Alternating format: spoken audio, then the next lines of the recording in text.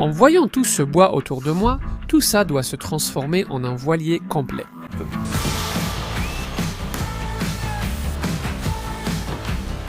Une chose importante que j'ai oublié de dire, c'est qu'on a très peu de temps pour construire ce bateau. On commence à construire en novembre et l'idée, c'est de le mettre à l'eau, déjà prêt à naviguer à la mi-décembre. Donc, au fur et à mesure que le temps passe, le monteur va afficher ici à côté combien de jours il reste avant que le voilier ne navigue réellement.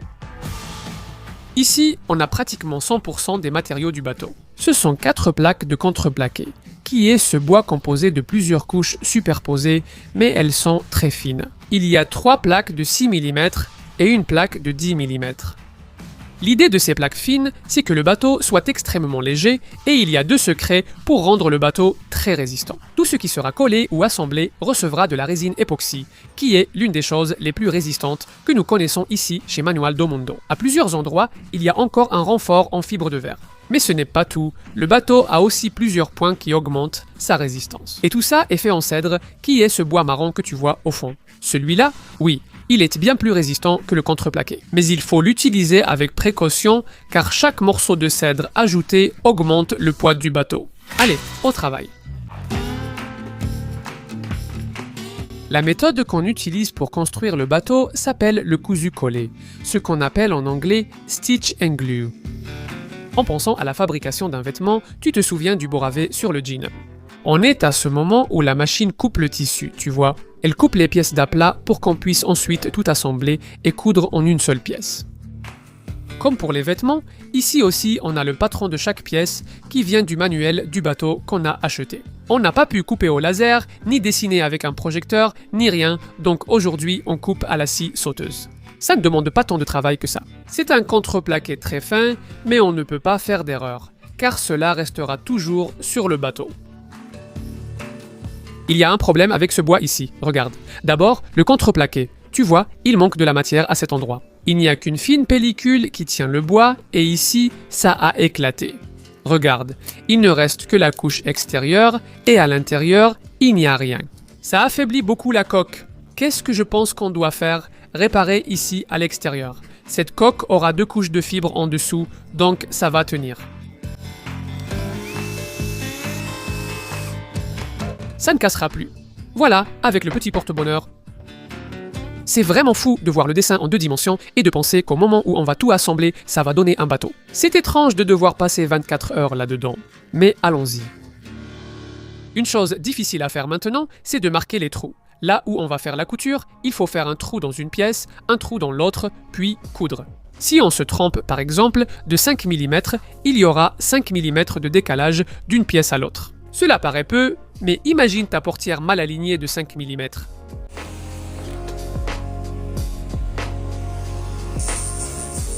Ici, on a un peu triché. Les bois doivent emboîter leurs bords, mais l'emboîtement est incliné. Ils ne seront donc pas sur le même plan, n'est-ce pas?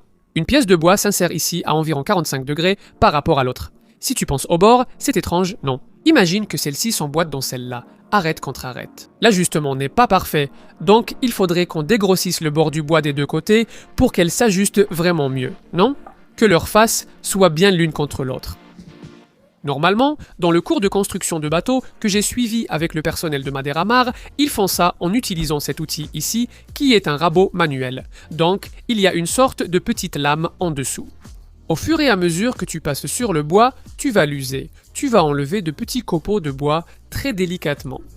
Mais nous avons des années d'expérience avec la meuleuse pour créer des sphères parfaites. Ceci, par exemple, c'était un parallélépipède qu'on a transformé en sphère en utilisant la meuleuse. Donc, je pense qu'on a, disons, une certaine liberté artistique pour laisser de côté le rabot manuel et utiliser une meuleuse pour user un peu les bords.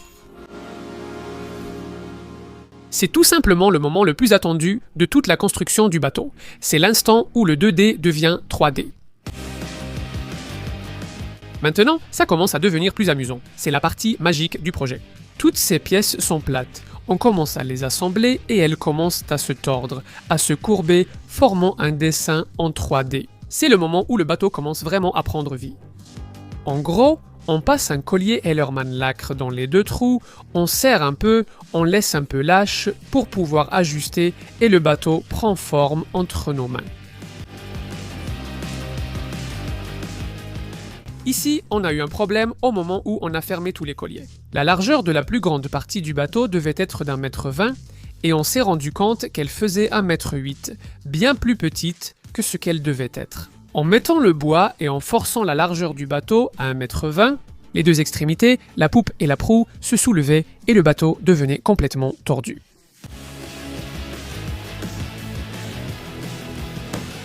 Il aurait fallu serrer les colliers avant, puis, enfin, on les a bloqués avant. Il va falloir enlever toutes les bandes et les remettre à nouveau. Bonne chance à vous, je vais à une réunion, je dois y aller. Le petit bateau va rester entre les mains de ces deux-là, hein? Lucas et Danny, prenez soin du petit, d'accord? J'espère revenir et le voir déjà naviguer. On a mis une planche pour bloquer là-bas, pour forcer un peu, on a enlevé tous les scellés, on les a remis.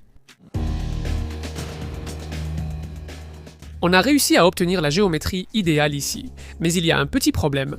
On va passer de l'époxy et il y a plein d'espace entre les planches. Regarde le trou ici à la poupe.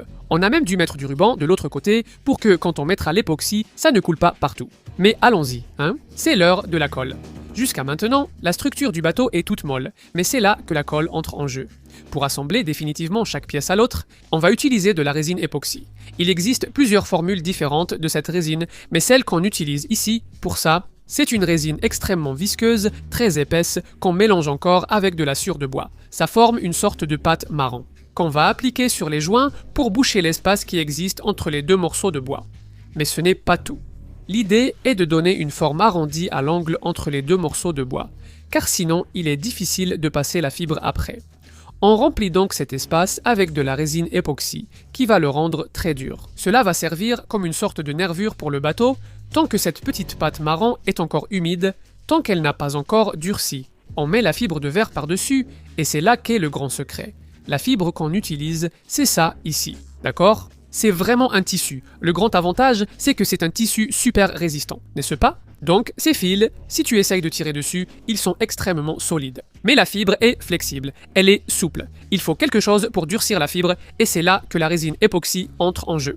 L'époxy ressemble un peu au verre. Il supporte beaucoup de poids dessus, c'est quelque chose d'extrêmement résistant, mais il ne supporte pas très bien si tu tires dessus. Donc, quand tu combines les deux, la fibre avec l'époxy, tu obtiens un matériau qu'on appelle un composite, n'est-ce pas? Ce sont deux matériaux différents qui, ensemble, combinent la force de l'un avec celle de l'autre. Le lendemain, quand ce renfort qu'on a appliqué sur les joints a déjà durci, le bateau est complètement différent. L'époxy a durci. C'est incroyablement résistant, vous n'avez pas idée de la différence que ça a faite. Regardez, c'est dur! Ces renforts ici donnent à la structure une sorte de squelette. Quand tu tapes, le bateau est complètement différent. Et le plus cool, c'est qu'on travaille déjà avec le bateau dans sa forme finale. Il ne changera plus. À partir de maintenant, on ne fait qu'ajouter des choses dessus. On peut déjà retirer le collier de serrage Ellerman. Il ne sortira pas d'un seul coup, donc je dois couper à ras avec cette pince sans rien laisser dépasser. Ce qui est resté à l'intérieur du bateau, il restera, ça va vivre avec le bateau pour toujours. Et là, on prend encore une fois cette petite pâte marron et on l'applique sur tous les petits trous, tous les défauts de la coque. L'époxy va durcir, et ce mélange avec de la sciure formera un matériau proche de l'époxy avec fibre de verre. On arrive plus ou moins à réparer tous les problèmes à cet endroit. À la proue du bateau, par exemple, des morceaux de bois ne s'emboîtaient pas bien. Il y avait une sorte de trou, un petit trou à cet endroit-là. Qu'est-ce qu'on a fait? On a mis du ruban de masquage en dessous, n'est-ce pas? On a mis un ruban adhésif dessous, puis entièrement recouvert d'époxy. Houston, nous avons un problème. Regarde, ici il y a un trou dans le contreplaqué, c'est ce vieux trou qu'on a montré quand on coupait, et regarde, le contreplaqué est en train de se fissurer complètement. Écoute le bruit. On ne peut pas avoir une coque comme ça. C'est une fragilité absurde dans la coque. On va devoir faire une réparation très soignée à cet endroit. Bon, une fois que tout est en ordre, qu'il n'y a plus aucune extrémité de collier Ellerman, qu'on a déjà bouché tous les trous. Là, oui, on met un vrai mat de fibre de verre. On met une couche à l'intérieur de la coque pour renforcer l'endroit où on marche. Sinon, ça marquerait le bois. Tout ce que tu fais tomber dans le bateau pourrait laisser une marque. Un petit trou, non? Et on met 2 couches à l'extérieur pour bien renforcer la coque pour qu'elle puisse cogner contre n'importe quoi. Et si on pense qu'on utilise un contreplaqué de 6 mm pour le fond du bateau, juste le bois ne tiendrait pas. Si on marche là-dessus, ça pourrait faire un trou, mais en renforçant bien avec de la fibre de verre, ça fait 3 couches, au final, c'est vraiment bien renforcé. Maintenant, il y a un souci. La fibre finie est très transparente, sans aucune bulle d'air entre elle et le bois. C'est très bien, sauf qu'il y a une texture sur la fibre, n'est-ce pas? Ça devient en quelque sorte un tissu durci. Quand tu passes la main, tu peux sentir la texture, elle est bien visible. C'est très mauvais pour la coque du bateau, car l'eau va passer ici et tout doit être parfaitement lisse. Alors, on fait un mélange d'époxy avec quelque chose qui s'appelle de l'aérosile, qui est ceci. Regarde. C'est de la silice pyrogénée, une sorte de sable qui a été fondu. Et ensuite, j'allais dire pulvérisé, mais c'est... sablé au feu. Mais, quand on mélange avec la résine, ça forme une petite pâte et on applique cette pâte sur la coque pour boucher tous les petits trous et enlever la texture. C'est une sorte de mastic. Il faut bien se protéger pour ne pas respirer la poussière de verre. C'est pourquoi Danny et Lucas ont dû s'habiller en astronautes pour poncer, avec masque et lunettes. Parce que, en plus d'être nocive pour la respiration, la fibre de verre colle à la peau et provoque de fortes démangeaisons, comme des épines qui pénètrent la peau. Vendredi soir, 10h. Regarde qui est venu me sauver dans cette tâche. Moi-même, moi-même. Et qu'as-tu pensé du résultat, Marie? Je trouve ça magnifique. Tu voudras faire un tour sur ce bateau après? Seulement si c'est avec toi. En pensant à l'étanchéité de la coque, tu sais, et au renforcement, la coque est prête. À une autre époque, on aurait déjà mis ce bateau à l'eau, car il est meilleur que tous ceux faits dans Manual do Mundo, sauf le sous-marin. Ce n'est pas pour me vanter, mais je pense que la piscine appelle ce bateau pour qu'on le teste un peu. 1, 2, 3, et... On voulait vraiment mettre le bateau à l'eau, mais j'y ai bien réfléchi. Et si on devait comparer avec une maison, c'est comme si on avait construit les murs de la maison. On peut déjà voir sa forme de l'extérieur, on peut entrer dans la maison, imaginer comment elle sera, mais elle est complètement sans protection. La maison n'est pas prête pour une tempête, il faut donc poser le cadre de porte, la porte et la fenêtre. Ce qu'on va mettre maintenant sur le bateau va faire toute la différence. C'est un renfort qu'on appelle Verdugo. Il va sur le bord du bateau. On le fait avec du petit cèdre, qui est un bois plus résistant que le contreplaqué et aussi plus joli. Je dois casser les arêtes avec la défonceuse, qui est cette machine avec une fraise au bout, et tu enlèves du bois, tu arrondis les bords. C'est très important d'arrondir tout sur le bateau.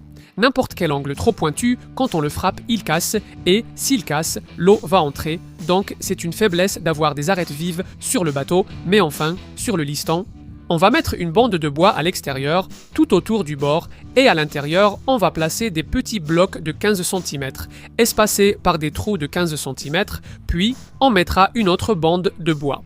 Au moment où on assemble le tout, cela crée une sorte d'ouverture sur le bord du bateau, qui servent à attacher plein de choses, les cordages ou tout ce qu'on veut garder à portée de main pendant la navigation.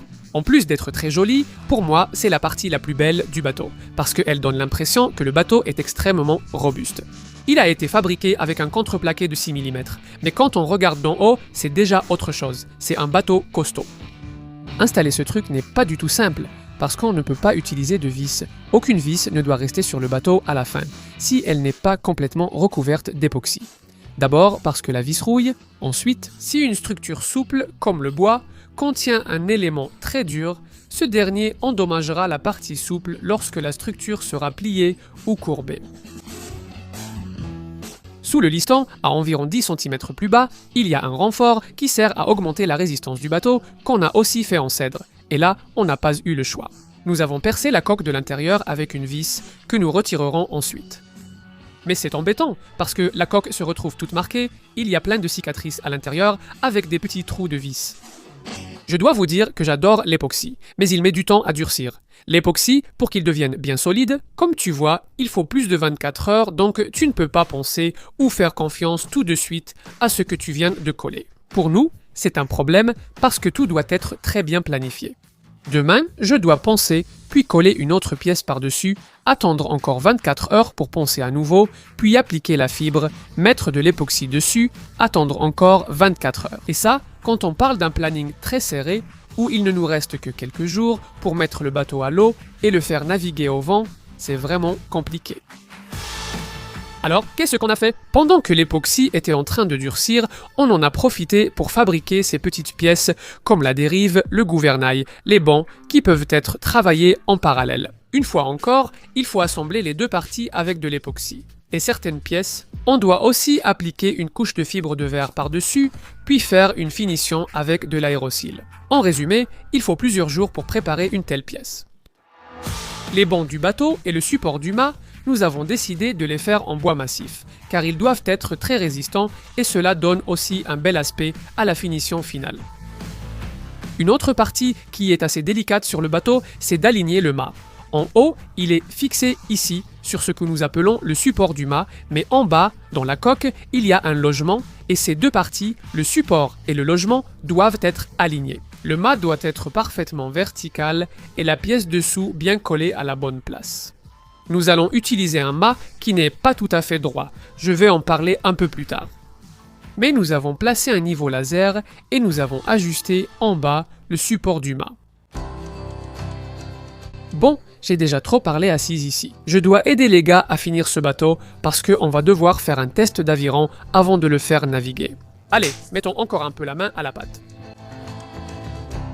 Ce qu'on fait maintenant, c'est pratiquement l'étape finale de la coque avant le vernis, qui consiste à appliquer une couche de cette époxy avec la poudre de sable ultra fine, avec de l'aérosile, puis une couche d'époxy liquide par-dessus. L'idée, c'est vraiment de créer une sorte de verre ici, comme si c'était le couvercle d'un piano. Bien sûr, on n'arrivera pas à ce niveau, mais si tu regardes à contre-jour, tu remarques que c'est pratiquement comme de l'eau.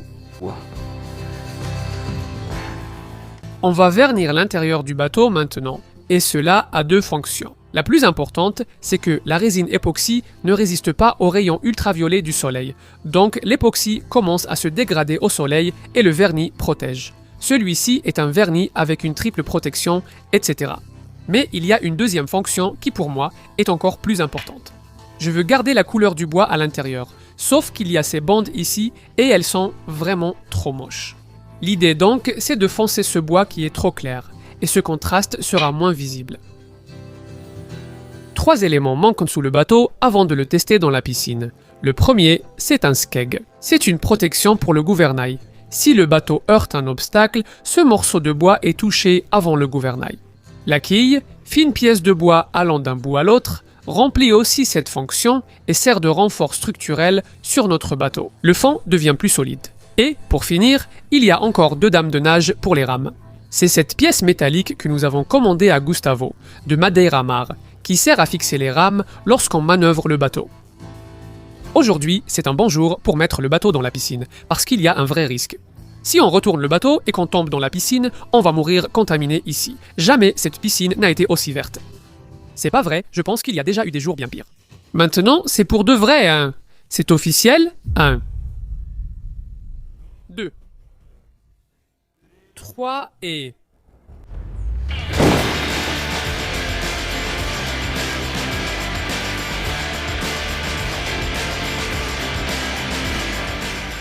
La position de rame n'est pas idéale. Quand je reviens, je ne peux pas trop baisser parce que la rame touche ma jambe.